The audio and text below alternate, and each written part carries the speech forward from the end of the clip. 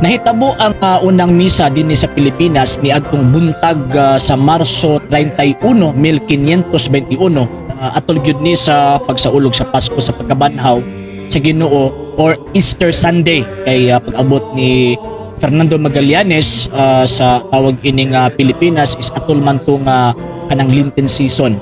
So na-standby siya or nagpuyo siya sa Limasawa for almost 1 week. Unya nahitabo ang misa Domingo o Easter Sunday Marso 31, 1521. Ug mousab kini ang panahon nga diin na pagkaudto kay buntag nahitabo ang misa, pagkaudto mo ni ang unang venerasyon sa mga Pilipino sa krus nga giugbok ni Fernando de Magallanes didto sa Limasawa Island.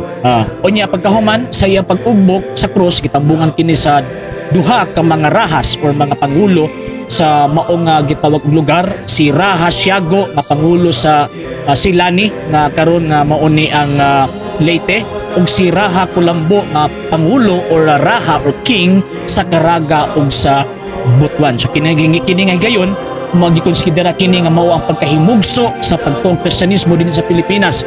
Ngano man tungod kay mao ni ang panahon nga diin ang pinakaunang rito sa Iglesia Katolika Apostolika Romana gipahigayon dinhi sa ato ang kapupudan. Ug mao pud ni ang panahon nga diin ang pagtuon nagsugod sa pagkaylap sa tibuok kapupudang Pilipinon.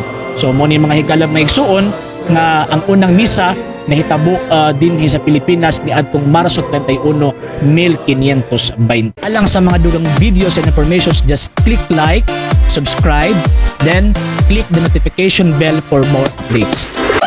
Bisan kinsa nga naay mga pangutana, klarifikasyon, isulat lang or isend lang ang inyong mga questions diha sa comment box kay para ato ang mabasa ug mapaningkamutan nato ang matagaan ug igong pagtubag subay sa gitudlo sa Iglesia Katolika sa kasaysayan ug sa Biblia.